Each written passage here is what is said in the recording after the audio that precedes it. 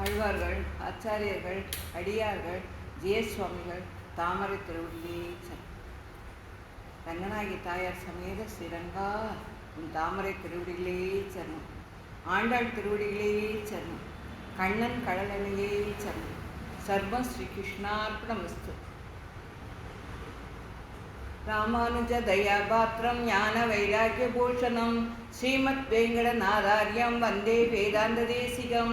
லக்ஷ்மீநாத சமாரம்பாம் நாதயாமுன மத்தியமாம் அஸ்மத் ஆச்சாரிய பரியந்தாம் வந்தே குரு பரம்பராம். யோ நித்யம் அச்சுத பதாம்புஜ யுக்ம யுக்ம ருக்ம व्यामोहदस्तदितराणि तृणाय मेने अस्मद्गुरोर्भगवतोऽस्य दयेग सिन्धोः रामानुजस्य चरणं शरणं प्रपद्ये. माता पिता युवदयस्तनया विभूतिः सर्वं यदेव नियमेन मदन्वयानाम् आदर्शनः कुलपतिर्बहुलाभिरामं श्रीमत्तदङ्गलिनं प्रणमामि मूर्ध्ना. भूतं सरस्यं हदातद पट्टनाद श्री भक्तिसार कुलशेखर योगी वाहान् भक्त अंग्रियेणु परकाल अधीतमिस्सात् श्रीमत्परामसमुनिं प्रणतोऽस्मि नित्यम्. नीलास्तुङ्गस्तन किरीटडी सुप्त मुक्तोत्य कृष्टं पाराट्यं स्वंसृति सदशिरचित्तम् अध्यापयन्ति स्वशिष्टायां सृजिनि निगलितं या बलकृत भुङ्गे गोदादस्य नम इदमिदं भूयः देवास्तु भूयः. अन्नं वहल आண்டாள் அனங்கற்கு பன்னும் திருப்பாவை பல்பதியம் இன்னிசையதால் பாடி கொடுத்தாள் நல்பாமாலை சூடி கொடுத்தாளை சொல்லு. சூடி கொடுத்த சுடற்கொடியே தொல் பாடி அருள பல்வலையாய் நாடினி வேங்கடற்கென்ற விதி என்ற இம்மாற்றம் நாம் கடவா வண்ணமே நல்கு. ஆண்டாள் திருவடியே சரணம். கண்ணன் கடலனையே சரணம். இன்னைக்கு 11வது பாசுரம் 12வது பாசுரம் ரெண்டுத்தையும் விசேஷமாக அனுசந்திச்சிடுவோம். கூடிய சீக்கிரம் நம்ம ரெகுலராக ஒரு நாளைக்கு ஒரு பாசனம் அனுபவிக்கிறத பார்ப்போம். ஏன்னா இன்னும் லட்சுமி நரசிம்மாச்சாரியார்கிட்ட வேறு நிறைய சுவாபதேசம் இருக்குது. அதெல்லாமும் கொஞ்சம் அனுபவிக்கணும். கூடுமான வரைக்கும் என்னால் அடியனால் தெரிஞ்சதை உங்களுக்கெல்லாம் எடுத்து சொல்கிறேன். எல்லாரும் கேட்டு அனுபவித்து பயனடையணும்னு பிரார்த்திச்சுக்கிறேன். அடியேன் 11வது பாசுரம். கற்று கரவை கணங்கள் பல கறந்து கற்று கரவை கணங்கள் பல கறந்து செற்றார் திரல்லைய செற்றார் திரல்லைய சென்று செரு செய்யும் குற்றம் ஒன்றும் இல்லாத குற்றம் ஒன்றும் இல்லாத கோவலக்கம் பொன்கொடியே குற்றம் ஒன்றும் இல்லாத கோவலக்கம் பொன்கொடியே புற்று அரவு அல்குல் புனமயிலே போதராய் சுற்றத்து தோழிமாரெல்லோரும் வந்து நின் முற்றம் புகிந்து முகில் வண்ணன் தேர்பட. சுற்றத்து தோழிமாரெல்லோரும் வந்து முன்முற்றம் புகுந்து முகில் வண்ணன் தேர்பட. நீ சிற்றாதே பேசாதே செல்வம் பெண்டாட்டி சிற்றம்பன் பேசாதே செல்வம் பெண்டாட்டி நீ எற்றைக்கும் உறங்கும் பொருள் ஏ ஓர் எம்பாவாய்.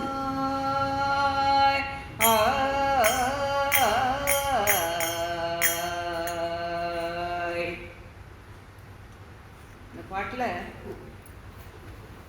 புற்ற அரவுகள் புனமையிலே கோவலர்த்தம் பொன்குடியேன்னு அந்த கண்ணன் அனுபவத்தில் கிடைக்கிறவள அவ்வளோ வசத்தியாக சொல்கிறா. வெளிதற்கிறவாள்லாம் கன்றுகளோடு கூடி பசுக்களின் அநேக கூட்டங்களை கறப்பவர்களும் சத்துருக்களிடையே பலத்தை அழியும்படி அவர்களிடம் தாமே சென்று போர் புரிவர்களும் ஒரு குற்றமும் இல்லாதவர்களான கோபர்களுடைய அந்த கோபர் குலத்தில் இருக்கிறவாளுக்கெல்லாம் அந்த குடியில் பிறந்த பொன்கொடி போன்ற பெண். அவளுக்கெல்லாம் ரொம்ப செல்லம். பொன்னா வசதி இல்லையா, அந்த பொன்கொடி போன்ற பெண் இவ. புற்றில் இருக்கும் பாம்பு படம் என்று அல்குல் உடையவளும், அந்த படம் போன்ற அந்த எளிமையான அந்த அல்குலை உடையவளும் காட்டில் திரிகின்ற மயில் போன்றவள். காட்டில் இருக்கிற மயில் பார்த்தோம்னாக்க நம்ம நாட்டில் இருக்கிற மயிலெலாம் கொஞ்சம் பயப்படும், மனுஷாளுடைய நடமாட்டம் இருக்கே அப்படின்னு சொல்லிட்டு. காட்டில் இருக்கிற மயில் கொஞ்சம் வானத்தை பார்க்கும், லேசாக இருண்டிருந்தால் போகிறோம், உடனே அந்த தோகையை விரித்து தன் கண்ணனுக்கு எப்படியெல்லாம் சமர்ப்பிக்கலாமோ அந்த அளவுக்கு அதனுடைய மனசு ஓயிற வரைக்கும் தன்னுடைய ஆட்டத்தை சமர்ப்பிக்குமா. எல்லா பக்கமும் விரிஞ்சு விரிஞ்சு விரிஞ்சு இப்படி நடக்கும் அப்படி நடக்கும், இப்படி நடக்கும் அப்படி நடக்கும். அந்த மாதிரி இவ என்ன பண்றா, அந்த காட்டில் இருக்கிற டிஸ்டர்பன்ஸ் இல்லாத அந்த மயில் எப்படி தன்னை கண்ணனுக்கு அர்ப்பணிச்சு எல்லா விதத்துலையும் நடனம் ஆடி காட்டுறதோ அந்த மாதிரி இவ இருக்கிறவோ இந்த பெண். அதாவது அந்த கண்ணனுக்கே தன்னை ஆத்மார்த்தமாக அர்ப்பணிச்சுவோ. செல்வமுள்ள பெண் பிள்ளை. செல்வம் எந்த செல்வம்? கண்ணன் கிட்ட இருக்கிற பக்தி, அந்த செல்வம். நீ எழுந்து வா, நீ தான் எங்களுக்கெல்லாம் தலைவியாக இருக்கணும், நீ கண்ணனுடைய அருள் பெற்றுவோம். நீ உமா உறவினரான தோழிமார்கள் எல்லோரும் திரண்டு வந்து உனது முற்றத்தில் புகுந்து இருந்து, உனக்கு நாங்கள்லாம் சொந்தக்காரன், எல்லா கோபர்களும் ஒருத்தருக்குள்ள ஒருத்தர் சொந்தக்காரன், அதனால் நாங்களும் உனக்கு சொந்தக்காரன். இன்னொன்று என்னென்னா, நீ கண்ணனை அனுபவிக்கிற, நாங்களும் கண்ணனை அனுபவிக்கணும், ரெண்டு விதத்துலேயும் நாம் சொந்தக்காரன். கண்ணனை அனுபவிக்கணுன்ற எண்ணம் எங்களுக்கு இருக்குது, கண்ணனை அனுபவிச்சுட்டு இருக்கிற எண்ணம் உனக்கு இருக்குது, அதனால நம்மளாம் சொந்தக்காரன். அதனால் நாம் உன்னுடைய முற்றத்தில் வந்துட்டோம். வந்து என்ன பண்ணுறோம், முகில்வண்ணன் பேர் பாடுறோம், அவன் நாமத்தை தான் நாங்களும் சொல்கிறோம். அதனால் தூக்கத்தில் இருந்த நீ அசையாமலும் ஒன்றும் பதில் சொல்லாமலும் தூங்குவதால், தூக்கம் என்ன தூக்கம்? கண்ணன் கிட்ட ஆழ்ந்த பக்திங்கிற அதில் ஆழ்ந்திருக்கிற அந்த தூக்கம்.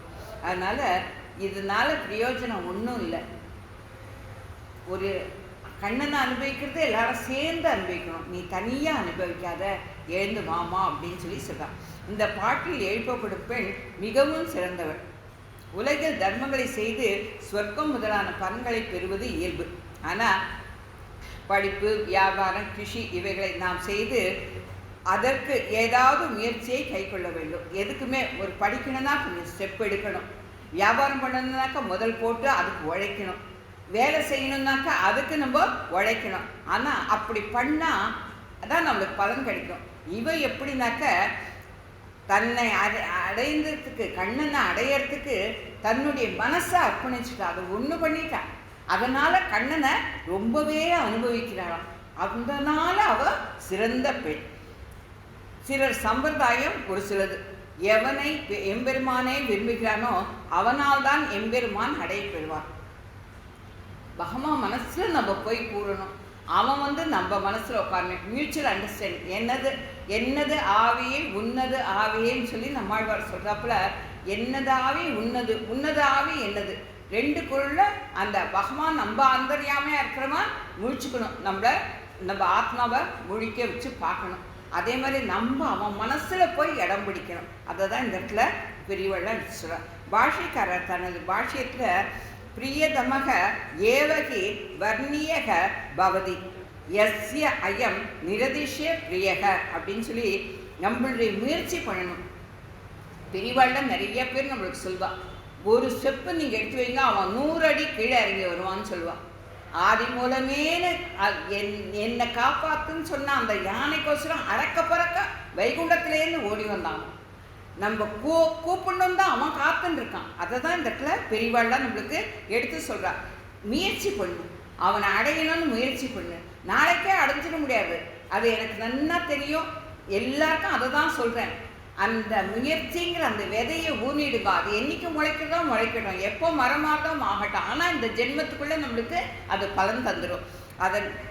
அந்த மாதிரி புண்ணிய விசேஷத்தினால இந்த பெண்ணுக்கு பிறவியில் பண்ண புண்ணிய விஷயத்தினால இன்னைக்கு வசந்த பிறவி கிடைச்சிருக்கு.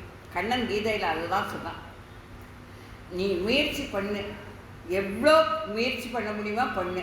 ஒருவேளை இந்த ஜென்மத்திலேயே நான் உன்னை கூட்டுன்னு விடுறேன், நீ சரணாகதி பண்ணியிருக்கேன்னா நான் உன்னை கூட்டுன்றேன். ஒருவேளை இந்த ஜென்மம் உனக்கு தப்பி போச்சுன்னா, உனக்கு இன்னொரு ஜென்மம் இருக்குன்ற விதி இருந்ததுனாக்க, அடுத்த ஜென்மத்தில் நான் வசந்த பிறவியில் உன்னை பிறக்க வைப்பேன். உன்னை ரொம்ப நாள் வாழவும் வைக்க மாட்டேன். சீக்கிரமாக உன்னை சரணாகதி பண்ணிக்க சொல்லி என்கிட்ட கூட்டுருவேன்னு சொல்லி கண்ணன் கீதையில் அவ்வளோ விளக்கமாக சொல்கிறான். அதுதான் இந்த இடத்துல பாஷ்யக்காரர் சொன்னதாக எடுத்து சொல்கிறான். அவன் முதல் ஜென்மத்தில் பண்ண புண்ணியம் அவளுக்கு இந்த ஜென்மத்தில் கண்ணனை தத்ரூபமாக அனுபவிக்கிற பாக்கியம் கிடைச்சிருக்கு. அகண்டம் புண்ணியனாம் தன்யோதரம் பாசதி, இதெல்லாம் ஒரு ஸ்லோகங்கள் இருக்குது. அந்த போன ஜென்மத்து புண்ணியம், நம்ம அப்பா அம்மாலாம் பண்ண புண்ணியம், நம்ம முன்னோர்கள் பண்ண புண்ணியம், அதெல்லாம் நம்மளை நல்ல வழியில் எடுத்துன்னு போகணும். அமலநாதி பிரான்ல வாரமாய அப்படிங்கிற வார்த்தையை யூஸ் பண்ணுறார் திருப்பாணாழ்வார். என் உள்ளம் புகுந்தான் கோரமாதவன் செய்தனன் கொல் அறியேன் அரங்கத்து அம்மன். அவன் என் மனசில் புகுந்துட்டான். அவன் கோரமாக தவன் பண்ண, நான் பண்ணலை, நான் தவமே பண்ணலை, அவன் தவம் பண்ணி என்கிட்ட என் மனசில் பூந்தான் அப்படின்னு சொல்கிறார். ஏன்னா திருப்பாணாழ்வார் அவன் ஏன் நினச்சின்னு இருந்தார், அவன் தானே போய் சாரணமாமுனியை தோளில் தூக்கின்னு வர சொல்லி அவருக்கு தன் திருவிடையில் நேர மோட்சத்தையே கொடுத்தவன் அவன் தானே. அதனால்தான் கோரமா தவம் செய்ததன் கொல், அவன் என்ன தவம் பண்ணானோ என் மனசுல பூந்துட்டான் அப்படின்னு சொல்லி சொல்றாரு இல்லையா. அந்த மாதிரி தான் அவன் நம்ம மனசுல பூரத்துக்கும் நம்ம தவம் பண்ணியிருக்கணும், புண்ணியம் பண்ணியிருக்கணும். கற்று கறவை கன்றுகளோடு கூடிய பசுக்களை கறப்பார்கள்.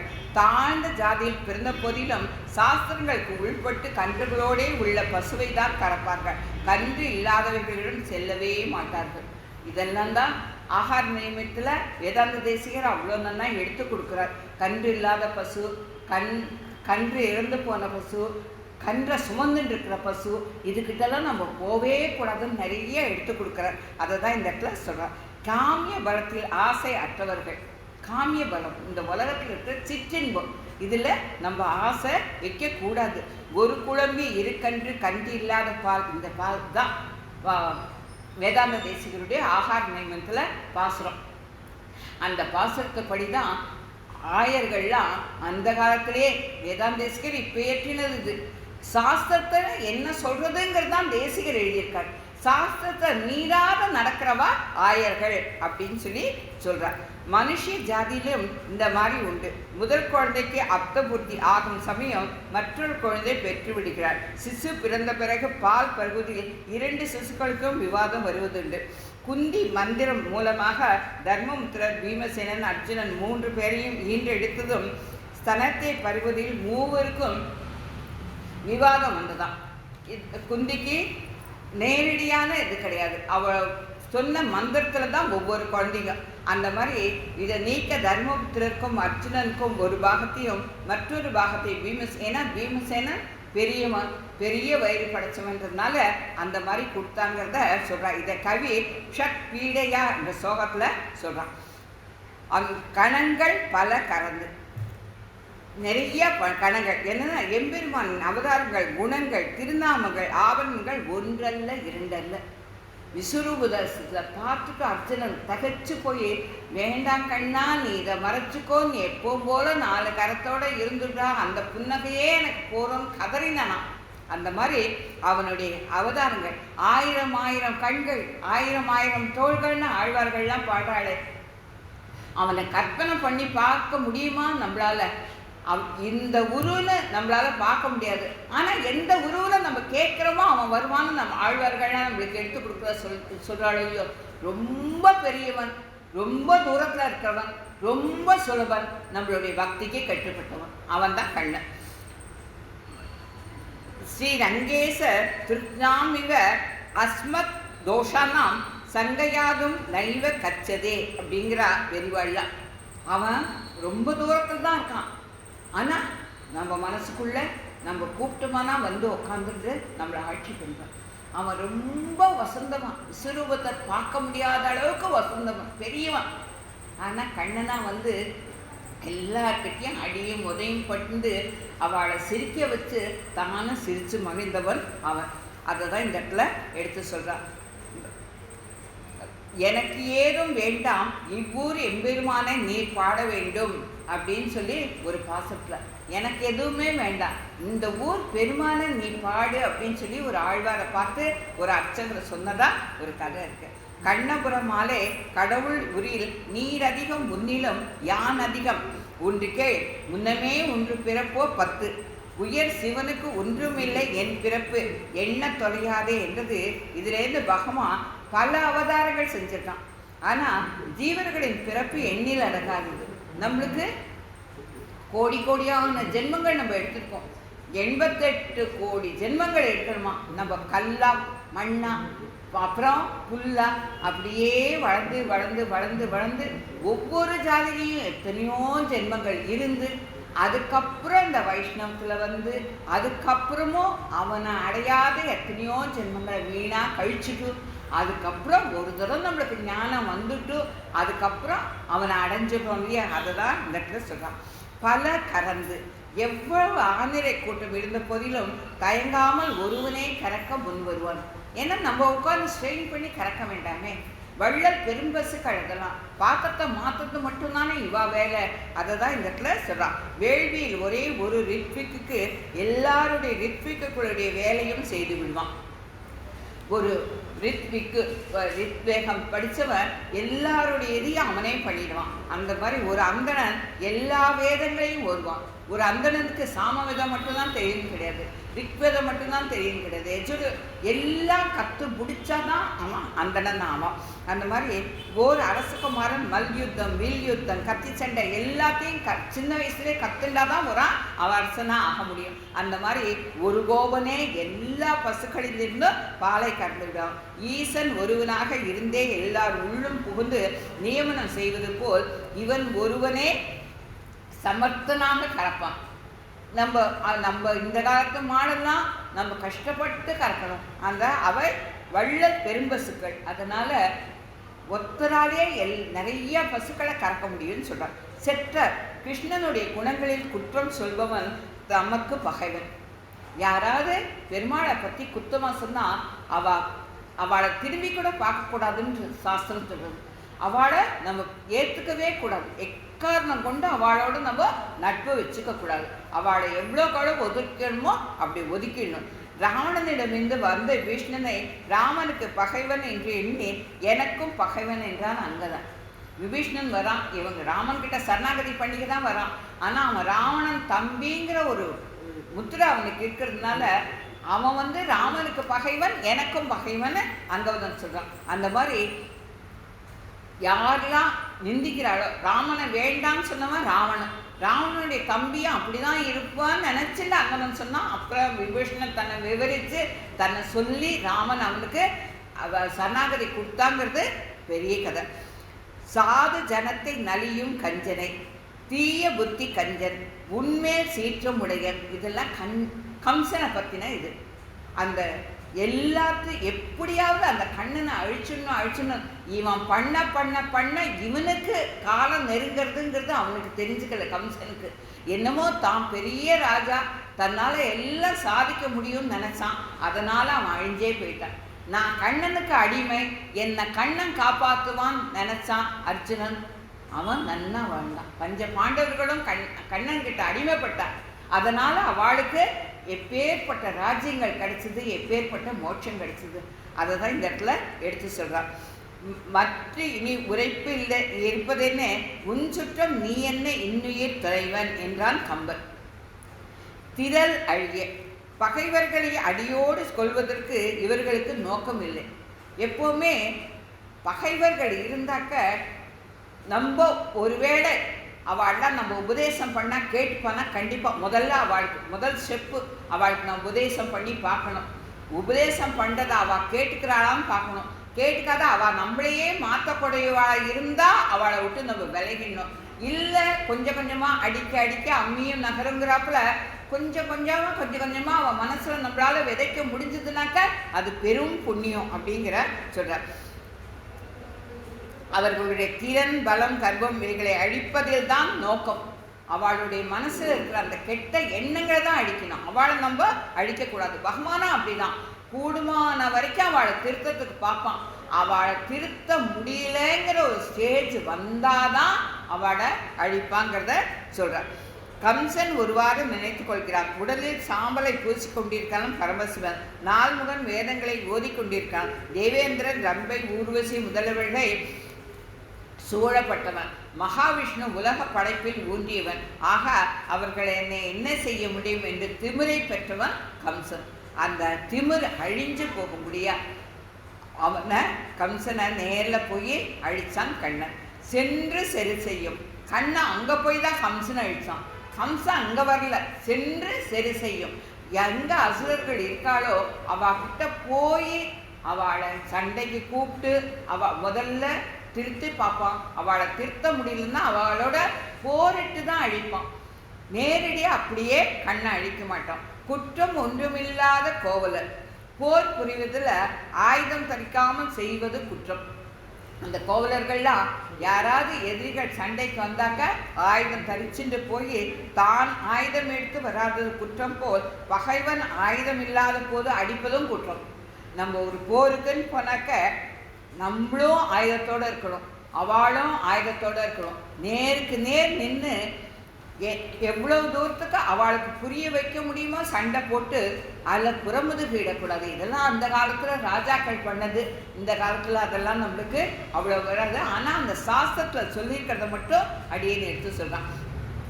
விருந்தாஸ்தே அவிநியோஜன நிரவதி குணாக்கிராமே என்ற ஸ்லோகங்களை பார்க்குற செய்தான் இதனுடைய சாஸ்திர பிரமாணங்கள் நம்மளுக்கு தெரியுது. லக்ஷணக நாரதக அத்ரிகத்தாக அப்படிங்கிறது பாகவதம். பகவான் குறை ஒன்றும் இல்லாதவன். அதே மாதிரி சம்சயத்துக்கு இடமான குற்றம் உள்ளவன். கோபர்கள், துஷ்பிஷம் முதலிய குறைகள் உள்ளவர் ஆயினும் குற்றம் ஒன்றும் இல்லாதவர்கள். ஏன்னா அவன் கண்ணனோட சேர்ந்து இருக்கிறதுனால, கண்ணனே நினைச்சிட்டு இருக்கிறதுனால அவள் குற்றங்கள் கொஞ்சம் கொஞ்சமாக குறைஞ்சே வருது அப்படின்னு சொல்லி சொல்கிறான். பொன் கொடியே சீதா பிராட்டி ஜனகுடியுடைய குலத்துக்கே புகழை உண்டு பண்ணுவாள். அப்பேற்பட்ட ராமனை பர்த்தாவாக அடைந்ததனால் இந்த பெருமை நமக்கு உண்டாகும் என்று ஜனகர் சொன்னார். ஆவிக்கு ஓர் பற்று கொம்பு நின்னையெல்லால் அருகிலேன் நான் நம்மளோர் சொல்றார். இந்த ஜென்மத்துக்கு இந்த ஜீவனுக்கு ஒரு பற்று கொம்பு நீ மட்டும்தான். இந்த உலகத்தில் எதை பற்றினாலும் அதை அழிஞ்சு போகக்கூடியது. அழியாத செல்வம் நீ மட்டும்தான் அப்படின்னு சொல்லி சொல்கிறான். மங்களஸ்தானம் செய்து கொண்டிருக்கும் போது திரௌபதியின் அங்குலை பார்த்த பெண்கள் நாம் புருஷனாக இல்லையே என்று கவலை விட்டார்களாம். பார்வை, மனது இவைகளை அபகரிக்கக்கூடிய அவயத்தை பெற்றவள். ராமனுடைய சௌந்தரியம் ஆடவர்களுடைய கண்ணையும் மனத்தையுமே அபகரிக்குமா. இந்த மாதிரி பொன் கொடிங்கிறதுக்கு இதெல்லாம் எடுத்து சொல்கிறான். மழுவிலார் அவனி அரசு உதர குழிவு வான் பூவை புனலுள் குளித்து வேம்கோப்பால் தீர்த்தவன் அப்படின்னு சொல்லி சொல்றாப்புல அந்த ஸ்தானம் செஞ்ச பிறகு பிருத்துக்களுக்கு தர்ப்பணம் செய்ய நினைத்தான். இதுக்கு ஆச்சாரனாக கஸ்ய பிரஜாபதியை வர்ணித்தான். முதலில் இசைந்த ஆச்சாரியர் ரத்த தடாகத்தை, இது இவருடைய பரசுராமுடைய சரித்திரத்தை சொல்றாங்க. அவன் 21 தலைமுறைகளை அழிச்சுட்டு அப்போ அவளுக்கெல்லாம் தர்ப்பணம் பண்ணணும்னு சொல்லி கூப்பிடுறான். அந்த கஸ்ய பிரஜாபதி அந்த ரத்த வெள்ளத்தை பார்த்த உடனே வேண்டான்னு சொல்கிறானா. அப்போது நீ அந்த தடாகத்தை பார்த்த உடனே வெறுப்படைந்து மறுத்தார். தண்ணியும் கொள்வான் பயந்து இவனை ஸ்தானம் செய்ய அனுப்பினான். அது சமயம் ஓரிடத்தில் பாம்பு புற்றில் பெண் பாம்பு தலையை நீட்டி காட்சி அளித்தது. அப்போது மற்றொரு ஆண் பாம்பு இதனிடம் காதல் கொண்டு புற்றினுள் நுழைய விரும்பிட்டு எவ்வளவு தடுத்தும் அது கேட்காமல் உள்ளே நுழைய துண்டு துண்டாக இறந்து வெளியே வந்து விழுந்தது. ஒரு பெண் நினைச்சா எதையுமே சாதிப்பாங்கிறதுக்கு இதை பார்த்த பெண் பாம்பு இது பரசுராம ஸ்தோத்திரம். இங்கே எந்த அடாவடியும் அந்த அரசர்கள்லாம் அடாவடி பண்ணனால்தான் 21 தலைமுறை அரசர். இது பரசுராம கஷேத்திரம். என்னுடைய கற்பை அழிப்பதாக அநீதியை செய்ய வந்தபடியால் உன்னிலை இவ்வாறு ஆயிற்றுன்னு அந்த ஆண் பாம்பு பற்றி சொல்லித்தான். அதனால பாம்புகளுக்கும் அதிக கற்புண்டு. அதை ஒவ்வானம் எதுக்கோசரம் கூட்டினான்னா அப்போ கட்சிய பிரபாவதி பரசுராமன் உயர்ந்தவர், அதனால் அவருக்கு தர்ப்பணம் பண்ணி வைக்கிறேன் அப்படின்னு சொல்லி சொல்கிறாராம். அதை தான் இந்த இடத்துல நம்மளுக்கு உதாரணமாக எதுக்கோசரம் எடுத்து கொடுக்குறாருனாக்க, அசுர குணங்கள் இருக்கிறவரை அழிச்சாலும் அதனால் வர பாவத்தை நம்மளுக்கு சேர விடாத பண்ணக்கூடியவன் அந்த பகவான். அதனால தான் அவன் பரசுராம ஆவேச அவதாரம் சொல்லுவான். பரசுராமன் நேரடியாக பகவானாவே பிறக்கலை. ராமன் கிருஷ்ணன் தான் நேரடியாக பகவானாவே பிறந்தான். இந்த பரசுராமன் அவதாரம் பலராமன் அவதாரம் ஆவேச அவதாரம் தன்னுடைய நிலைமையை அவளுக்கு கொடுத்து பறக்க வச்சு இது பண்ணது தான் அந்த இடத்துல எடுத்து சொல்கிறார். புனமயிலே பாம்பை சொன்னதும் அதற்கு பகையான மயில் நினைவுக்கு வந்தது. சேராத சேர்த்தி உன்னிடே விழுது. அகட தகடனா சாமர்த்தியம் அவனுக்கு தான். சேராததெல்லாம் சேர்த்து வைப்பான். கருடனுக்கும் பாம்புக்கும் பகை. அந்த பாம்பை தான் படுக்கையாக வச்சுருக்கான், அந்த கருடனை தான் தான் வாகனமாக வச்சுருக்கான். அதை தான் இந்த இடத்துல எடுத்து சொல்கிறான். ஸ்வரூப் கிரிகே ருக்வேகி சூராயதே அப்படின்னு சொல்லி நம்மளுக்கு எடுத்து கொடுக்குறான். அந்த மயில் எப்படியெல்லாம் தனக்கு கண்ணனுக்கு அர்ப்பணிக்கணுமோ தன்னுடைய அழகை அர்ப்பணித்து அதை பண்ணின அந்த புண்ணியத்தினால தான் கண்ணன் மயில் ஃபீல் இல்லாத ஒரு செகண்டு கூட இல்லாத இருக்க மாட்டான் அப்படின்னு சொல்லி சொல்கிறார். போதராய் நடை அழகை காட்ட வர வேண்டும் என்றார்கள். போது அராய், இந்த காத்தால் ஆயிடுத்து, வா போது அராய், எழுந்து வா அப்படின்னு சொல்லி சொல்கிறான். லீலா கதிம் ரங்க சயஸ்ய பும்சக நிசாய மந்தோ நபுர்பு ஜைந்தே சம்சார கந்தார கதா கதானி அப்படின்னு சொல்லி போது முதல் பாட்டில் என்ன சொல்கிறா? போதுவீர் போதுமினோ, இங்கு போதராய். இதெல்லாம் அந்த நடை அழகை காட்டுது. அதாவது கண்ணனை பார்க்க போகிறோன்னா நடை அப்படியே ஒரு வேகம் வரும். ஆஹா, நம்மளுக்கு கிடைச்சிருக்க பாக்கியம், நம்ம கண்ணனை இன்னைக்கு பார்க்க போகிறோம்ன்ற அந்த நட வேகம் வரும் இல்லையா, அதை தான் சொல்கிறான். சுற்றத்து தோழிமா, இந்த ஊரில் இருக்கிறவா எல்லாருமே உனக்கு தோழி. கோவிலுக்கு போகிறது, எம்பெருமானை வணங்குவது, புராணம் கேட்பது, எல்லா சத் விஷயத்திலையும் ஒருவருக்கொருவர் தோழர்களாக இருப்பது கருத்தாயிற்று. ஆயர்பாடி பெண்கள் கிருஷ்ணனிடத்தில் எப்போதுமே பரமை காந்திகள். கண்ணனை தவிர வாழ்க்கை வேற எதுவுமே தெரியாது. இன்று இத்தனையும் அமுது செய்திட அப்படின்னு சொல்லி ஆண்டாள் நாச்சியாரே இதில் நாச்சியார் திருமொழியில் சொல்கிறாப்புல, அனன்ய பிரயோஜனமான கைங்கரியத்தில் ஈடுபட்டவர்கள். அவன் வரணும், அவன் சாப்பிடணும், அவனை பார்க்கணும், அவனை அனுபவிக்கணும், இதுதான் அவளுக்கு இருக்குது. நின் முற்றம் புகுந்து, நின் முற்றம் ஏன்னா அது கண்ணன் நடமாட்டின இடம். அந்த இடத்துல நாங்கள் நிற்கிறோம், அவன் காலடிப்பட்ட இடத்துல நாங்கள் நிற்கிறோமா அப்படின்னு சொல்லி சொல்கிறோம். முற்றம் புகுந்து முறுவல் செய்து நின்றீர், முற்று காடு புகுந்து நின்வம் காட்டி, இதெல்லாம் ஆழ்வார்கள் எடுத்துக்காட்டுது. அந்த முற்றம் அப்படிங்கிறது ரொம்பவே வசதியான ஒரு இடம்னு சொல்லி அந்த காலத்துலலாம் வீடு கட்ட செய்ய முற்றம் வச்சு கட்டுவான். நம்ம இந்த காலத்தில் அதெல்லாம் எதிர்பார்க்க முடியாது. முற்றம்னு ஒன்று இருந்ததுங்கிறத இந்த இவாளுடைய பாசங்கள் மூலியமாக நம்ம தெரிஞ்சுக்கலாம், அவ்வளோதான். முகில்வண்ணன் பேர் பாட வாசல் கதவு திறந்துட்டு உடனே உள்ளேந்து முற்றத்துக்குள்ளேயே புகுந்து நீங்கள் நீலமேல சியாமளமான பகவனை துதி செய்கின்றனர். சந்தியா பக்னம் சகஜகதாம் சிந்துஜ மம் சகஜம் என்றபடி எம்பெருமான் மின்னலாகிய மேகத்திற்கு ஒப்பாகிறான். மேகசியாமம் என்றார் வால்மீகி. கரள மேகத்தை என்று மற்றொன்றினும் கதியே என் நீலமுகில் வண்ணர்க்கு கருமாமிகில் வண்ணன் கண்ணன், இதெல்லாம் ஆழ்வார்கள் பேசினாங்க. அந்த கருத்த மேனி, இவ்வளவுதான் கருப்புன்னு சொல்ல முடியாத அளவுக்கு அவனுடைய மேனி இருக்குமா. அதில் நம்மளுடைய பக்தி அப்படிங்கிறத ஏற்பட்டுடுச்சுனாக்க அது வரைக்கும் நம்ம கண்ணு இருட்டில் இருந்தால் ஒன்றுமே தெரியாது, நம்மளால் எதையுமே பார்க்க முடியாது. அந்த கருத்த மேனியை எப்படி நம்ம பார்க்குறதுன்னா, நம்ம மனசில் ஏற்படுற அந்த பக்தியானது ஒரே ஒரு நிமிஷம் தாயார் மின்னலை மாதிரி அவன் மேனியில் தோணி அவனை நம்மளுக்கு தெரிவிப்பாளாம். ஆஹா, கண்ணன் இப்படி தான் இருப்பானா அப்படின்னு நம்மளுக்கு அந்த பக்தி வந்துடுதுன்னா அவனை நம்ம அனுபவிக்கலாம் அப்படின்னு சொல்லி சொல்கிறான். அந்த மாதிரி முகில்வண்ணன் பேர் பாட, முகில்வண்ணன் கருத்த மேனி உடையவன், ஆனால் அவன் மின்னலை போல ஒளி வீசக்கூடியவன், அதையும் சொல்கிறான். அந்த கருத்த மேனியில் மின்னலை போல ஒளி வீசக்கூடியவன். ஏன்னா தாயாரோட தாயார் மின்னலை போன்ற கொடி போன்றவன், கண்ணன் கருத்த மலை போன்றவன். அந்த மின்னல்ல அந்த வெளிச்சத்தில் அந்த மலையை அந்த கண்ணனை நம்ம நன்னா அனுபவிக்கலாம்னு சொல்கிறோம். பேர் பாட பகவான் அந்த நாமத்தை சொன்ன மாத்திரையிலேயே அருகில் உள்ள அனைவரும் எழுந்திருந்து உறக்கமாகிய அசுத்திலிருந்து விடுபடுவார்கள். நம்மளுக்கு அந்த பகவானுடைய நாமம் ஆரம்பத்திலேருந்து அதானே சொல்கிறாவோ. இது போல் எல்லாரும் பகவான் நாமத்தை சொல்லிட்டு கோயிலுக்கு போகிறாடே, பா நீயும் வந்து கேளு அப்படின்னு சொன்னால் ஆண்டாள் நம்மளை எழுப்பின்னு இருக்கா. இதுலேயும் அதுதான் இருக்காரு. சிற்றாதே பேசாதே. எம்பெருமான் நாமம் சொல்லும்போதும் கேட்கும்போதும் ஆடி ஆடி அகம் கரைந்து இசை பாடி பாடி கண்ணீர் மல்கி நாடி நாடி நரசிங்கா நாடி நாடி நரசிங்கா என்று வாடி வாடும் இவ்வாணுதலே அந்த மாதிரி இருக்கணும்னு சொல்லி சொல்கிறான்.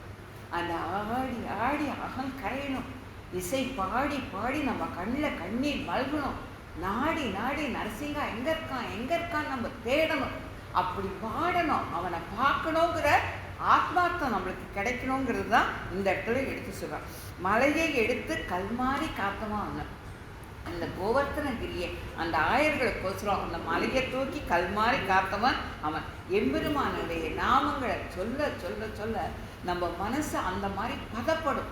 முதல்ல ஒரு விதை நடணும்னா கரடு முரடா கல்லு முள்ளுமா இருந்தால் முடியாது. அதை பதப்படுத்தணும். அந்த பதப்படுத்துறது அவனுடைய நாமங்கள் தான் அப்படின்னு சொல்லி சொல்லுவார். செல்வ பெண்டாட்டி, செல்வமாக வளர்ந்த பெண் பிள்ளை அவள். செல்வம்னாக்க கண்ணனுடைய பக்தியிலேயே ஆரம்பத்திலேருந்து வளர்ந்துவோம் இவ.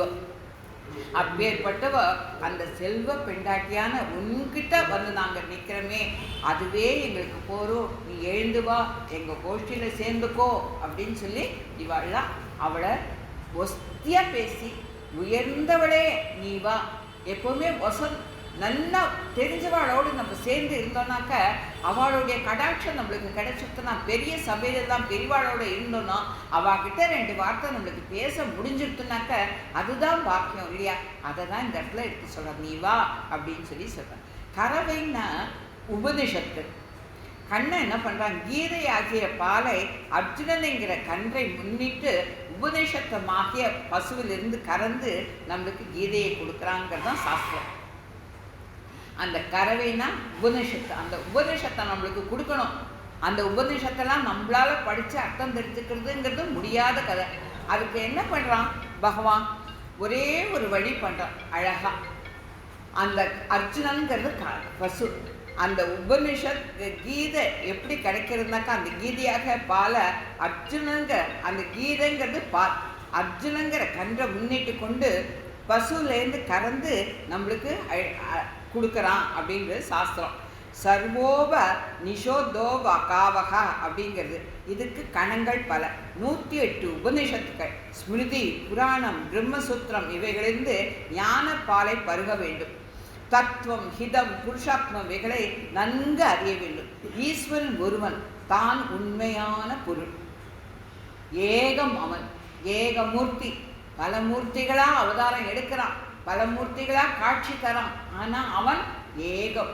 நாராயணனாய உனக்கே நான் அடிமைப்பட்டேன், உனக்கு மட்டும்தான் அடிமைப்பட்டேன்னு சொல்கிறார் இல்லையா? அதை தான் இந்த இடத்துல சொல்கிறார். பக்தி அல்லது பிரபத்தி உபாயம் ஹிதம். எம்பெருமானுடன் தொண்டு பெறுவது புருஷாத்மம். இவைகளை நாம் அறிய வேண்டும். அந்த பக்தி இல்லாட்டா பிரபத்தி, இதுதான் உபாயம். நம்மளுக்கு அவனை அடையறதுக்கு வழி அது ஒன்று தான். எம்பெருமானோட தொண்டு செய்வது தான் புருஷாத்மம். புருஷாத்மானா அவனுக்கு கைங்கரியம் பண்ணுறது. இந்த உலகத்துலையா இருந்தாலும் சரி, மேலே லோகத்தில் போனாலும் சரி, அந்த கைங்கரியம் எனக்கு சித்திக்கணும்னு தான் எல்லாருமே கேட்குறான். அந்த கைங்கரியம் நம்மளுக்கும் சித்திக்கணும்னு நம்ம பிரார்த்தனை பண்ணுவோம். 3 வகையான சேதனம், 3 வகையான அசேதனம், இவைகளின் ஸ்வரூபம் தொடர்ந்து இருத்தல் செயல்கள் எல்லாம் எம்பெருமானுக்கு வசப்பட்டது. இந்த அறிவு தான் நமக்கு முக்கியமானது. நம்மெல்லாம் சேதனங்கள் அசேதனங்கள் இதில் நம்ம இருக்கோம். பகவான் ஈஸ்வரன் ஒத்தன், அவனுக்கு நம்ம அடிமை, அவன் சேஷி, நம்ம சேஷ பூதர்கள். இந்த அறிவு நம்மளுக்கு வந்துடுத்துனாக்க அப்புறம் நம்மக்கிட்ட அகங்காரங்கள் சுத்தமாக இருக்காது. அதுதான் தொகையான கல்விகள் சூற வந்தாலும் தொகை இவை என்றார் சுவாமி தேசிகர். வாதுகை தரித்து எம்பெருமான் எழுந்தருளும் போது உண்டாகும் நாதம்தான் எல்லாருடைய சிரசிலும் இருக்கிறேன், என்மேல் அவன் இருக்கிறான், ஆக அவனையே பரதவிதாக கருத வேண்டும் என்று சொல்வது போல் உள்ளதுங்கிறார். தமிழ் திவ்ய பிரபந்தங்களும் உபனிஷத் ஆனபடியால் அதையும் சேர்த்து கொள்ள வேண்டும். 4000 திவ்ய பிரபந்தங்களும் தமிழ் திராவிட வேதம். அது நம்மளால வடமொழியில் கற்று தேர முடியாது. அதை அர்த்தத்தோட, ஏன்னா ஒவ்வொரு வார்த்தைக்கும் பல அர்த்தங்கள், அதில் நம்மளுக்கு வேணுங்கிற கரெக்டான அர்த்தங்கள் எதுங்கிறது தெரியாது, அதை கற்றுக்கவும் முடியாது. அப்படி இருக்கிறத நம்மளுக்கு எடுத்து கொடுக்கறது இந்த திராவிட வேதங்கள். அதை தப்பு இல்லாத கற்றுக்கோங்க அப்படின்னு சொல்லி எல்லா ஆழ்வார்களும் நம்மளுக்கு பிழையற கற்றப்பின் அப்படின்னு சொல்லி நம்மளுக்கு எடுத்து கொடுக்குறார். இவ்வாறு சுப்ரதிஷ்டிதமான அறிவை பெற்றவர் ஆச்சாரியன் நாஸ்திகருடைய கர்வத்தை ஒடுக்க வேண்டும். அவர்களை அழிக்காமல் அவர்கள் மதங்களை மாத்திரம் கண்டித்து புத்தியை விலக்கி நல் புத்தியை பெற செய்ய வேண்டும். அவளை யாரையும் அழிக்கக்கூடாது, அவள் மனசை மாற்றணும். அதுக்கு ஆச்சாரியர்கள் நிறைய பேர் இருக்கா அப்படின்னு சொல்கிறார். புலை அறமாகி நின்ற கலை அற கற்ற மாந்தர், இதெல்லாம் அந்த சமணர்கள் இவளெல்லாம் அவளெல்லாம் அழிக்கலை யாரும், அவகிட்ட எடுத்து தான். ஏன்னா ராமானுஜரே இவர்கிட்ட பகவத்பாதாள் சங்கர பகவத்பாதாள்கிட்ட அவ்வளோ வாதப்போர் பண்ணியிருக்கார். அவர் வாதப்போர் பண்ணியதுனால்தான் அந்த நாராயணன் அவனை பற்றி நிறைய ஸ்லோகங்கள் எழுதியிருக்கார், கீதா பாஷையை எழுதியிருக்கார். அவன்தான் பரதெய்வங்கிறத ஒரு வகையில் ஒத்துருக்கார். ஆனால் தன்னுடைய மதத்தையும் விடாத கடைசி வரைக்கும் காப்பாற்றியிருக்கார். பட்டரும் நஞ்சியரை ஜெயித்தார். இவ்வாறு செய்வது குற்றமில்லை. அசுர யோனியில் பிறந்த மூடர்களாக என்னை அழியாமலே நரகத்தில் பலர் விழுகின்றனர் என்று கிருஷ்ணன் கீதையில் சொன்னான். ஆக இவர்களெல்லாம் சீர்திருத்தது நம்மளுடைய கடமை அப்படிங்கிறதுனால இந்த செயல் குற்றமாகாது. யாருக்கா தெரியலன்னா முடிஞ்ச வரைக்கும் அவளை திருத்த பார்க்கணும், சொல்ல பார்க்கணும். அதுக்கு மேலே அவள் திருந்த மாட்டேன்னா அவளை விட்டு நம்ம விலகிடணும். விஸ்வாமித்திரன் ராமன் மூலமாக சத்துருக்களை வென்றார். ஆகையால் ஈஸ்வரன் இல்லை, பரமன் நிர்குணம், இதெல்லாம் சிவன்தான் சர்வம், இதெல்லாம் சொல்கிறது தப்பு அப்படிங்கிறத இவெல்லாம் எடுத்து சொல்கிறான். அதை நம்ம புரிஞ்சுக்கணும். நாராயணனே பரந்தெய்வம்ங்கிறத நம்ம புரிஞ்சுக்கலாம். புற்ற அரவு அல்குல் என்பதால் கற்பு சொல்லப்படுகிறது. விவகாரத்தில் பர்த்தாவுடைய கையை பெண் பிடிப்பது போல் சேதனனாய நாம் எம்பெருமானுடைய கையை பிடித்திருக்கிறோம். பிரபத்தி சரணாகதிங்கிறது என்ன, பரண்யாசங்கிறது என்ன, அவனுக்கும் நம்மளுக்கும் நடக்கிற விவாகம் அதுதான். இதில் கற்புன்னு எதுக்கு எடுத்து சொல்கிறா அப்படின்னு சொன்னாக்க, ஒருத்தரை நம்ம கல்யாணம் பண்ணிக்கிறோம், கல்யாணம் பண்ணிட்டதுக்கு அப்புறம் வேற யாரையும் நம்ம திரும்பி பார்க்கக்கூடாது இல்லையா, அதுதான் கற்பு. அதே போல தான் பரண்யாசம் வாங்கிட்டா நாராயணனே பரதெய்வம்னு இருக்கணுமே தவிர அதுக்கப்புறம் சிவன் கோவிலுக்கோ வேற கோவில்களுக்கோ போகிறது தப்புங்கிறத அந்த கற்பை காப்பாற்றுறதுக்கோசம்தான் அப்படின்னு சொல்லி பெரியவாள்லாம் எடுத்து சொல்கிறான். ஆகவே குடும்பத்தில் பல கஷ்டங்கள் இருந்த போதிலும் மனைவி கணவனை எப்படி நிந்திக்க மாட்டாளோ அந்த மாதிரி நம்மளும் அந்த பகவான் நம்மளை நிந்திக்க மாட்டான். ஆனால் அவன் மனசு வேதனைப்படும். கண்ணனுடைய மூஞ்சில சிரிப்பு வரணும், கண்ணனுடைய மூஞ்சில சுருக்கம் வரக்கூடாதுன்னு சொல்லி பெரியவாள்லாம் எடுத்து சொல்லுவான். நம்ம சாஸ்திரத்தை மீறாத நடந்தோன்னா அவன் மூஞ்சில புன்சிரிப்பு வருமா, நம்ம சாஸ்திரத்தை மீறிட்டோன்னா அவனுடைய மூஞ்சி சுருங்கும். ஆனால் அதுக்குன்னு அவன் நம்ம மேலே கோச்சிக்க மாட்டான், நம்மளை விட்டுட்டு போக மாட்டான். ஐயோ இப்படி இவ்வளோ சொல்லி கொடுத்தோம் இவா இந்த மாதிரிலாம் பண்ணுறானேன்னு அவன் மூஞ்சி சுருங்கும் அப்படிங்கிறதான் சொல்கிறான். திருமழிசை ஆழ்வார் வரம் கொடுக்க வந்த பரமசிவனையும் புரஸ்கரிக்கல, கேட்டுக்கவே இல்லை. என்னைக்கு அவர் திருமழிசை ஆழ்வார் தான் அந்த பரதத்துவம் நல்லா நிலநாட்டியவர். பரமசிவனும் பார்வதியும் உனக்கு ஏதாவது தரேன்னு சொன்னப்போ எனக்கு எதுவுமே வேண்டான்னு சொல்லி அவரை விரட்டினவர். அந்த மாதிரி நம்மளுக்கு நீ மட்டும்தான், உன்னை அல்லால் வேறு தெய்வம் இல்லை, கண்ணன் அல்லால் வேறு தெய்வம் இல்லை என்னைக்கு நம்ம மனசில் ஸ்தாபிச்சுக்கிறோமோ அதுக்கப்புறம் நம்மளுக்கு எந்த கஷ்டமும் இல்லைங்கிறத இந்த இடத்துல எடுத்து சொல்கிறான். ச மகாத்மா சுதுர்லபகா அப்படின்னு சொல்லி கண்ணன் கீதையில் கண்ணன் சொல்கிறான். ச மகாத்மா. அந்த மாதிரி எனக்கே தன்னை அர்ப்பணிச்சுனவன் துர்லபம், கிடைக்க மாட்டான். அவன் கிடைச்சிட்டான்னா அந்த ஞானிக்கு மனசுல நான் இருக்கேன், அவன் என் மனசுல இருக்கான்னு கண்ணன் சொன்னாப்புல அவனுக்காகவே நம்மளை அர்ப்பணிச்சுக்கணும். பெரியாழ்வார் வல்லபதேவன் அரசனுடைய சபையில பரதத்தை நிர்ணயிச்சார். நாராயணன் தான் அப்படிங்கிறத நிர்ணயிச்சதுனால்தான் அவர் கையில பொற்கிழி தானே தழைஞ்சு வந்து அவர் காலடியில் விழுந்துதான். அதுதான் நம்மளுக்கு எடுத்து சொல்றார். சிறியது பெரியது என்று வேறுபாடு இல்லாமல் எல்லா உபநிஷத்துக்கள், ஸ்மிருதி, இதிகாச புராணங்கள் முதலிய எல்லாவற்றிலிருந்தும் ஞான பாலை அடைந்து ஆச்சாரியர்கள் இதுதான் அதுதான் விளைக்க மாட்டான்.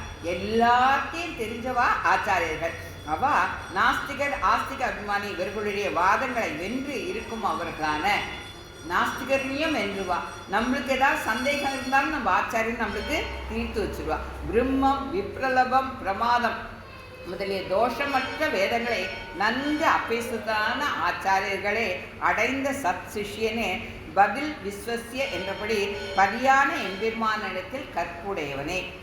எப்போ நம்ம அவனையே ஏற்றுட்டோமோ நம்மளுடைய கற்பு ஒரு நாளும் மாறாது. மயில் போல் எம்பெருமானிடத்தில் நாம சங்கீர்த்தனை சொல்லி கூத்தாடுவனே. அதனுடைய மயிலினுடைய அந்த ஆட்டம் அப்பேர் வசத்தியா கண்ணனுக்கு. எம்பெருமானத்தில் ஈடுபட்டிருப்பாயாக, அவங்ககிட்டயே இருப்பா. பிரபன்னாக உன்னிடத்தில் தோழமை கொண்டுள்ள ஆதி வாகியர்கள் வந்து ஸ்தூல சரீரத்தை விட்டு சூட்சும சரீரத்தில் புகுந்த உன்னை வெளிவாசலில் புகுந்து பகவன் நாம சங்கீர்த்தனம் செய்து கொண்டு உன்னை அழைத்து செல்ல சித்தமாக இருக்க.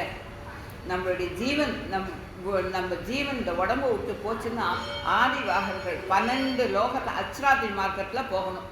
நம்ம சரணாகதி பண்ணிக்கலன்னாக்க தூப மார்க்கெட்டில் போகணும், அது இருள் மார்க்கம். அசாதி மார்க்கங்கிறது ஒளி மார்க்கம். இது 12 லோகத்தையும் அந்த ஆதிவரார்கள் நம்ம திருமோகூரில் இருக்கிற பெருமாள், காலமே பெருமாள் நம்மளுக்கு விளக்கு காட்டுவானாம்.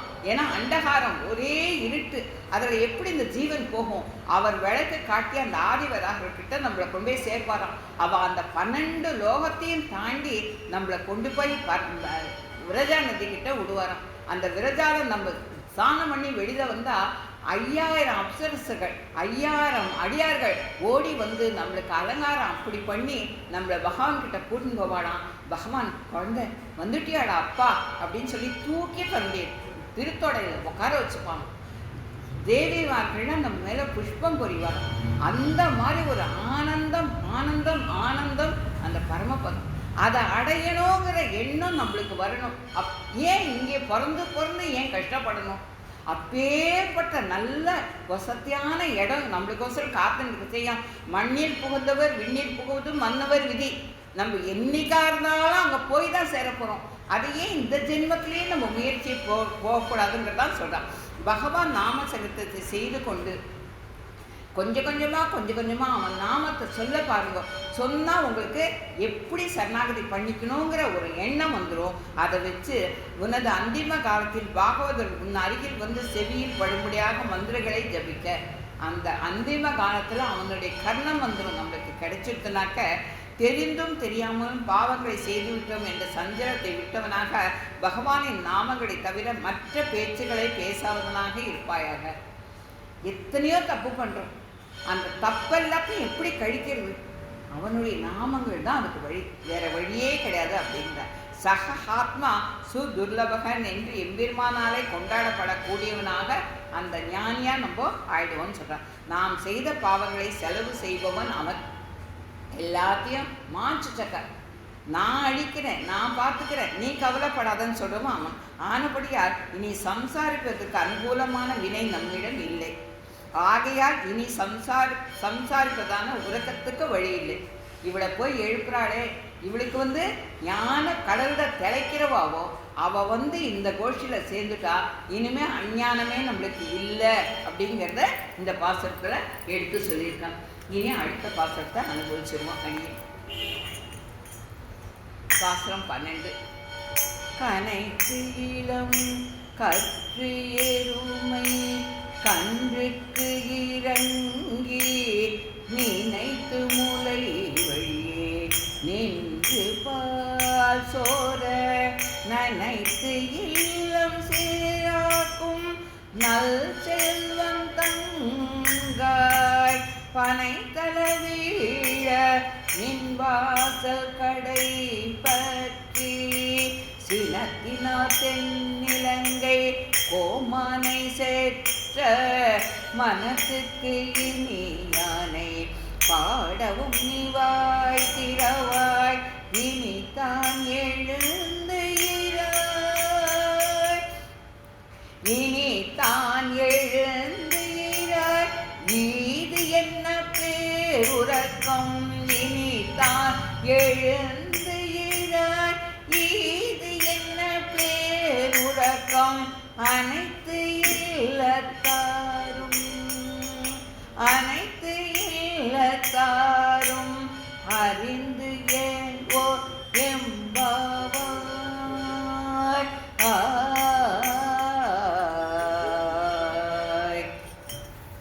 சிறிய கன்றுகளை உடைய எருமைகளை அந்த கன்றுகளை பற்றி மனசில் வச்சுட்டு கனைத்து என்ன பண்ணுவான், தன்னாலேயே பாலை சொரிய ஆரம்பிச்சிருவான். எவனுடைய வீட்டில் சேராக அந்த பால் அப்படியே சேராக ஆக்கிறதோ அந்த சிறந்த செல்வத்தை உடையவனின் தங்கை. ஏன் மாடு கறக்காத அந்த பால் தானே வழியக்கூடிய நிலைமையில ஏன் இருக்கானாக்க, இவன் கண்ணனுக்கு ரொம்ப பிரியமானவனா. இவனுடைய தோளில் இடக்கை அணவரை தோளில் சாய்த்து அந்த மாதிரி இடது கையில் இவனை அணைச்சிக்கிறதுக்கோசரமே இவன் கண்ணனோடையே இருக்கக்கூடியவனா. அந்த கண்ணனோடி இருக்கிறதுனால இவனால் இங்கே ஆற்றில் இது வேலையெல்லாம் செய்ய முடியல. அதனால அந்த நல் செல்வம் கண்ணனுடைய கண்ணை கையால் தன்னுடைய இடத்து தோளில் அணைச்சிட்டு அவனோட நடந்து வரணும்னா கண்ணன் எப்படி வருவானா? அங்கேருந்து காட்டிலேருந்து அவன் எப்படி வருவானா, இடது கையால் ஒருத்தனை அணைச்சிப்பானான், தன்னுடைய தோளோடு சேர்த்து அணைச்சிப்பானான். வலது கையில் அந்த புல்லாங்குழல் இருக்குமா, அந்த மயில் பேலி அசைய அசைய அவன் அப்படி தான் நடந்து வருவானான். அந்த குழலை ஊதியிலே வருவானான். ஏன்னா மாடுகளாக எங்கேயாவது போயிட்டுனா அந்த குழல் ஓசைக்கு ஓடி சேர்ந்துருமா. அதனால் அந்த குழலை ஊதியிலே வருவானான். அந்த மாதிரி தான் கண்ணன் காட்டிலேருந்து வருவான். அந்த மாதிரி இடக்கை அணைக்கிறதுக்கு ஒரு ஆள் வேணும் இல்லையா? அது ஒரு சிலரை ரொம்ப அவங்ககிட்ட யார் பிரியமாக இருக்காளோ அவளை மட்டும்தான் செலக்ட் பண்ணியிருப்பானா. அதில் ஒருத்தர் இந்த கோபர். அதை தான் சொல்கிறான், நீ உன்னுடைய எங்களுடைய கஷ்டத்தை நாங்கள்லாம் பனி கொட்டுறது தலை மேலே, காலில் சேரு சில்லுன்னு இருக்குது, எங்கள் கஷ்டத்தை புரிஞ்சுட்டு நீ எழுந்து வா அப்படின்னு சொல்கிற. தந்தையை முன்னிட்டு பெண்ணை எழுப்பினாள் முன்பாட்டி. இங்கே அண்ணனை முன்னிட்டு தங்கையை எழுப்பினாள். போந்தரோ குற்றம் இல்லாத கோபுரத்தம் பொன்கொடியே. அப்பாவை ரொம்ப வசதியாக சொன்னாங்க. அண்ணனை சொல்கிறான், நிஷித்தங்களை செய்யாமல் இருப்பவன், கோகுலத்துக்கு ரட்சகனாக இருக்கும் ஒருவன் நந்தனால் ஏவப்பட்டவன், முன்பு சொல்லப்பட்டவன். இந்த பாசுரத்தில் நித்திய கர்மங்களை விடாமல் செய்ய வேண்டும். பகவத் கைங்கரியம் செய்துவிட்டு தான் தன் கர்மங்களை செய்ய வேண்டும். பகவானுக்கு கைங்கரியம் செய்யறதையே உயிர் மூச்சா கொண்டிருக்கிறவன் இந்த கோபன். அதை தான் இந்த இடத்துல எடுத்து சொல்கிறான். கம்பர் எப்படி சொல்கிறான்னா, ஈர நீர் படிந்து இந்த நிலத்தே சில கார்கள் என்ன வரும் கருமேதிகள் ஊர் நின்ற கன்று உள்ளிடம் மென்முலை தாரை கொள்ள கடை பெல சாலியே அப்படின்னு சொல்லிட்டு அந்த அயோத்தியை வர்ணிக்கிறார். எப்படி வர்ணிக்கிறார்னா, எருமைகள்லாம் வயலில் தன்னுடைய பாலை சொல்கின்றன என்றும் அதன் மூலம் பயிர்கள் விளையிறது. அயோத்தியினுடைய செல்வம் அந்த மாதிரி. பெரியாழ்வாரும் உரியை முற்றத்து உருட்டி நின்று ஆடுவார் என்ற பாசத்தில் நெய் பால் தயிர் இவைகளா இல்லத்தை சேராக்கினான்னு சொல்கிறார். அந்த மாதிரி தான் இந்த இல்லம் அப்படியே பாலில் சேராகிருக்கு அப்படின்னு சொல்லி சொல்கிறார். இறங்கி உயர்ந்த ஒரு மனிதன் தன்னால் கொடுக்கப்பட்ட திரவியத்தை ஒரு அந்தணர் வாங்கி கொள்ளாவிட்டால் எவ்வளவு வருத்தம் அடைவானோ. நம்மக்கிட்ட ஒரு தானம் கொடுக்கணும்னு ஒரு பொருளை வச்சுருக்கோம், அவ்வளோ அந்தணர் பார்த்து கொடுக்கணும். அவள் வாங்கிக்கலன்னா எப்பயே அந்த மனசு எவ்வளோ வேதனைப்படமோ அந்த மாதிரி பகவானும் தன்னை அண்டினவர்களுக்கு சிறியதொரு உபகாரம் செய்யாவிட்டால் மிகவும் வருந்துவாங்க. பரமபத்துக்கு போனதுக்கப்புறமும் திரௌபதி என்னை கோவிந்தான கூட்டாளே, அவளுக்கு நான் ஒன்றுமே பண்ணலையேன்னு சொன்னானா கண்ணன். அவனுக்கு அந்த மாதிரி ஒரு பெரிய மனசு.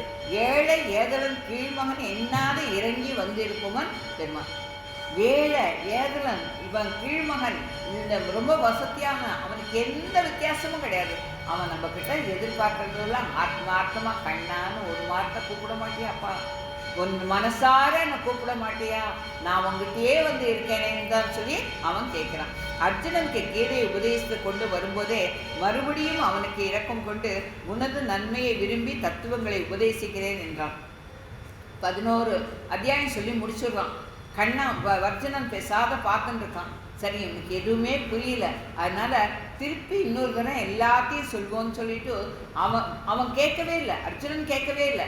அவனுடைய முக குறிப்பை பார்த்தே திருப்பி நிறைய விஷயங்களை கீதையில் 18 அத்தியாயம் வரைக்கும் சொன்னான் அப்படின்னு சொல்லி சொல்லுவான்.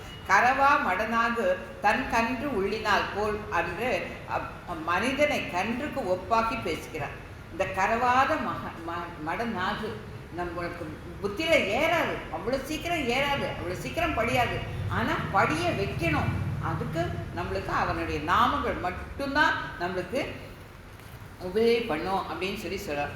கரவா மடனாக தன் கன்று உள்ளினால் போல் மறவாத அடியேன் முன்னையே அழைக்கின்றேன், நாவார் பொழி சூழ்ந்த நரையோ நின்ற நம்பி பிறவாமை என்னை பணி எந்தை பிரானே அப்படின்னு சொல்லி பெரிய திருமொழியில் திருமங்கையாளர் சொல்கிறார்.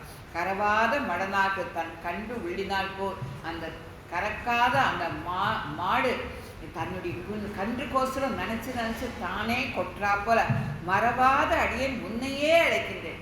நான் எப்போவுமே உன்னை மறக்கலடா, உன்னையே கூப்பிடுறான். அப்போது நாவார் பொழில் நரையூர் நின்ற நம்பியே, எப்படியாவது நீ எனக்கு என்ன பண்ணணும், பிறவாமை என்னை படி, இன்னொரு பிறவியை எனக்கு கொடுத்துடாதேன்னு சொல்கிறாப்புல அவங்கிட்ட நம்மளுடைய மனசை செலுத்தணும் அப்படிங்கிறத இதிலெல்லாம் எடுத்து சொல்கிறார்.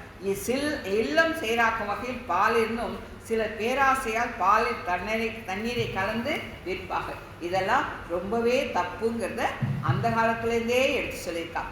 நல் செல்வம் தங்காய். இங்கே செல்வம் பகவத் கைங்கிறது. செல்வங்கிறது கண்ணன் அனுபவிக்கிறது, செல்வங்கிறது பகவத் கைங்கிறது. செல்வங்கிறது காசோ பணமோ கிடையாது. இதை அவன் முக்கியமாக கொண்டவன். சொர்க்கம் மற்றும் சில சுகங்களை விரும்பாதவன். உனக்கு பணி செய்திருக்கும் தவமுடையேன் அப்படின்னு இருப்பவன் இவன். மற்ற செல்வங்கள் அல்ல, அது இவனை விட்டு செல்லும்.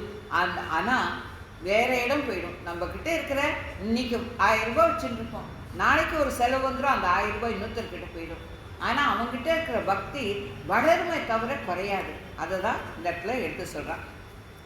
பெயரும் கருங்கடலே எம்பெருமான் உறைவினே நோக்கும் உணர்வு. அந்த கருங்கடலை பார்த்தாலும், ஆழ்வார்கள் எல்லாம் ஒவ்வொரு பொருளை பார்த்தாலும் அதில் பகவானை அனுபவிங்கன்னு சொல்லி சொல்கிறான். அந்த கருங்கடலை பார்த்தாலும் அதில் பகவானுடைய சுரூபத்தை நீங்கள் அனுபவிங்கோ அப்படின்னு சொல்லி சொல்கிறான். கம்பனும் கரிய மாலினம் கண் புததானிதம் பெரியார் அந்தனர்.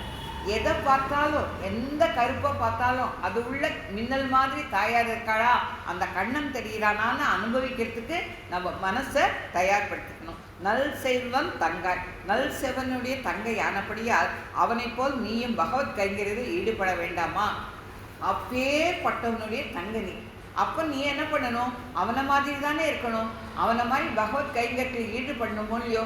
நம்ம எதுக்கு போகிறோம்? கண்ணனுக்கு கைங்கரியம் பண்ண தானே போகிறோம். இன்னும் நீ உள்ளுக்குள்ளே இருக்கலாமா அப்படின்னு சொல்லி கேட்குறான்.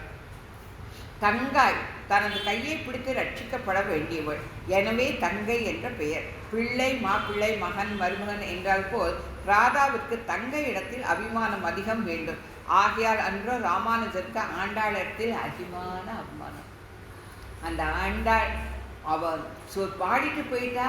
அவள் சின்ன குழந்தை, அவளால் வெளியில் வர முடியாது, ஆசைப்பட்டுட்டாங்கிறதுக்கோசரம் தான் நான் 100 தடா வெண்ணெய் நான் போய் சமர்ப்பிக்கிறேன்னு சொல்லிட்டு இன்னைக்கும் கூடாரவல்லி அன்னைக்கு எல்லா ஆச்சாரியர்களும் 100 தடா வெண்ணெயை அவள் ராமானுஜர் சார்பில், ஆண்டாள் சார்பில், எல்லா பெருமாள் கோவில்லையும் எல்லா ஆச்சாரியர்கள் இல்லத்துலேயும் நடக்கிறது இல்லையா? அதை தான் இந்த இடத்துல ராமானுஜருக்கு அண்ணன் ஸ்தானத்தை கொடுத்தவோ ஆண்டாள். ஏன்னா தங்கையினுடைய விருப்பத்தெல்லாம் நிறைவேற்றி வைக்கிறதுல அண்ணனுக்கு தான் விருப்பம் ரொம்ப ஜாஸ்தியாக இருக்கும். பனைத்தலை வீழ. காதலிக்கு பனைவாடை துக்கத்தை கொடுக்கும். அந்த பனைவாடை இழுக்கின்றது. இந்த பனைவாடை அப்படியே உள்ளுக்குள்ளே போய் உருக்கி எடுக்கிறது அப்படின்லாம் ஆழ்வார்கள்லாம் பாடுறா இல்லையா? அந்த தான் இந்த இடத்துல எடுத்து அந்த நம்மளை கஷ்டப்படுத்தக்கூடியது பனித்தலை.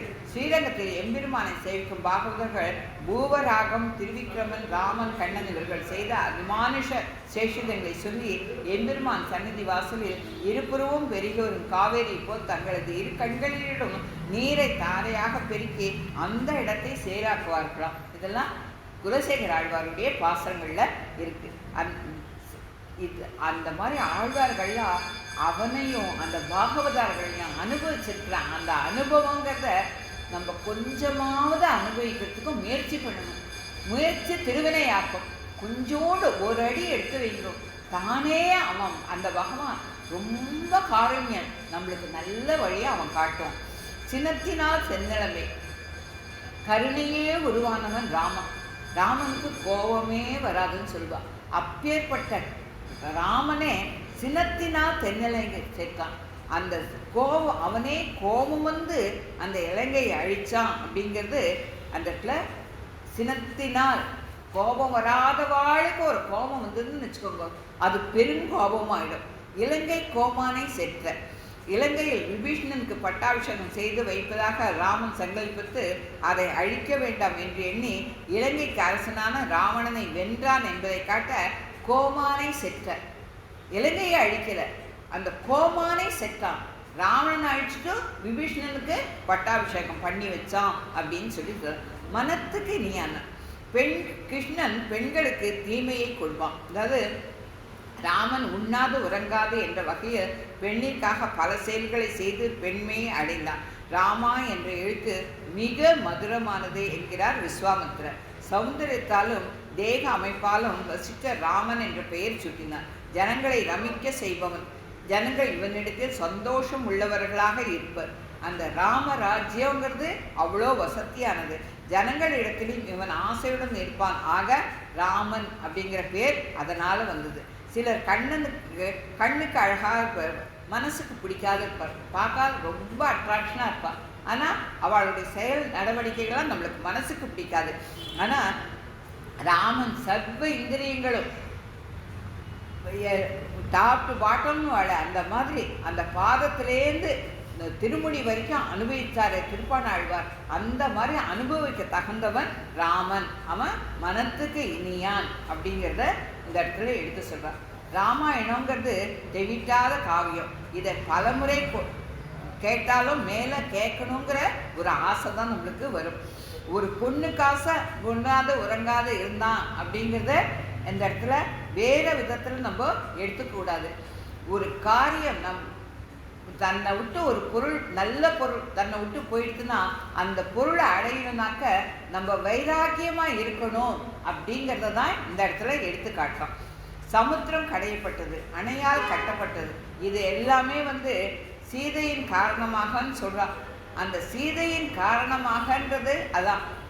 நம்மக்கிட்ட ஒரு ரொம்ப வசதியான ஒரு பொருள் நம்மளை விட்டு போகிறதுனா அதை எப்படி அடையணுங்கிறதுல நம்ம ரொம்ப மும்முரமாக இருக்கணும், வைராக்கியமாக இருக்கணுங்கிறத இதில் எடுத்து காட்டுறான். பாடவம் படுத்து ரொம்ப பெண்ணை பார்த்து எல்லாருக்கும் வாசலில் இருக்கிறவாள்லாம் சொல்கிறாங்கன்னா, மனத்துக்கு இனியானே பாடு, இந்த வரனை மணந்து கொள் அல்லது மற்றொன்னை காட்டி இவனை மணந்து கொள். அந்த காலத்தில் சுயம்பரம், இவன் இப்படி அவன் இப்படிங்கிறத காட்டி இவனை மணந்துக்கிறியா அவனை மணந்துக்கிறான்னு கேட்குறாப்புல இந்த இடத்துல நாங்கள் அவனை பாசனங்களெல்லாம் பாடினோமே, அவன் நாமங்களெல்லாம் சொன்னமே, அதுக்கப்புறமாவது நீ வாயை திறக்கக்கூடாதா அப்படின்னு சொல்லி கேட்குறான்.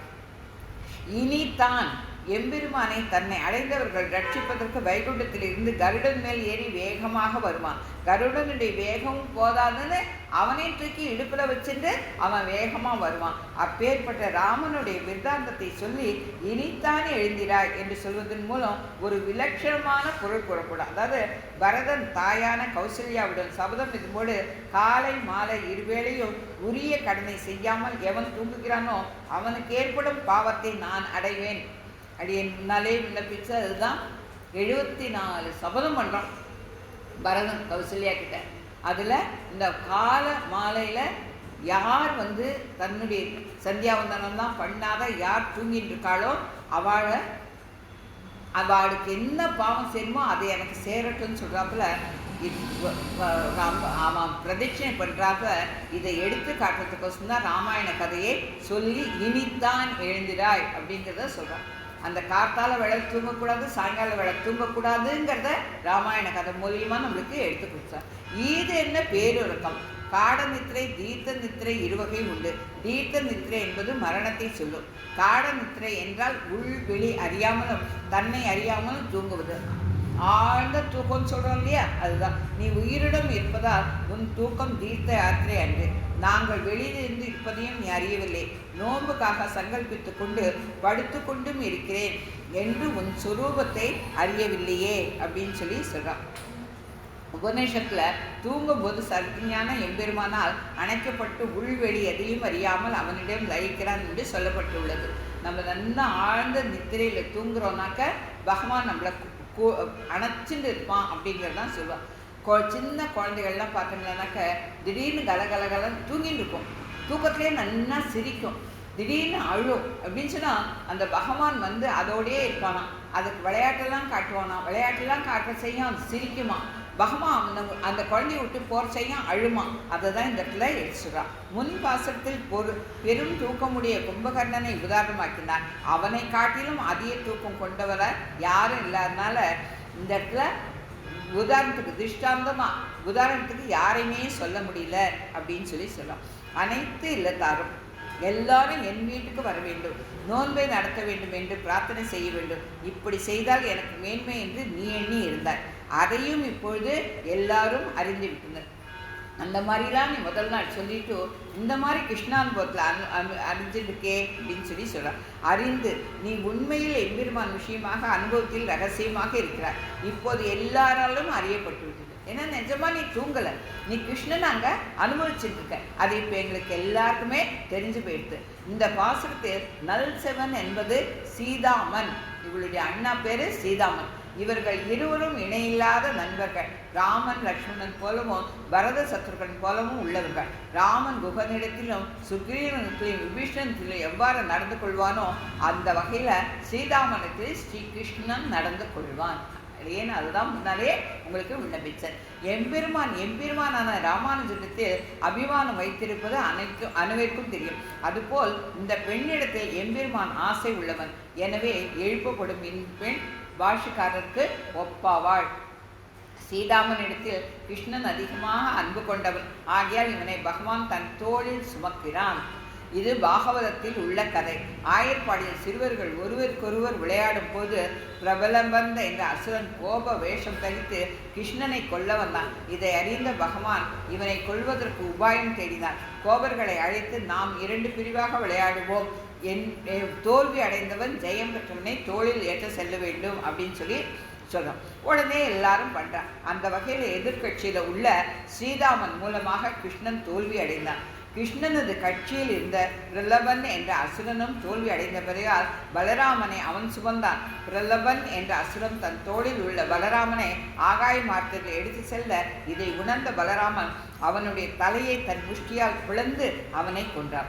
இது சரித்திரம். அந்த மாதிரி அந்த தேவேந்திரன் மலையை அழித்த செயலுக்கு ஒப்பானது இது. இதை தான் கிருஷ்ணனுடைய தோளில் தூக்கப்பட்ட ஸ்ரீராமன் தான் இதற்கு நல் செய்வன் அப்படிங்கிறார். அடியே நாளைக்கு இன்னும் கொஞ்சம் உள்பொருளை மட்டும் அனுபவிச்சுட்டு அடுத்த 2 பாசங்களை அனுபவிக்கலாம். குற்றம் குறைகள் இருக்கு சமைக்க பிரார்த்திக்கிறேன். அடியே நிறைய விஷயங்கள் கொஞ்சம் எடுத்து சொல்ல வேண்டியிருக்கு.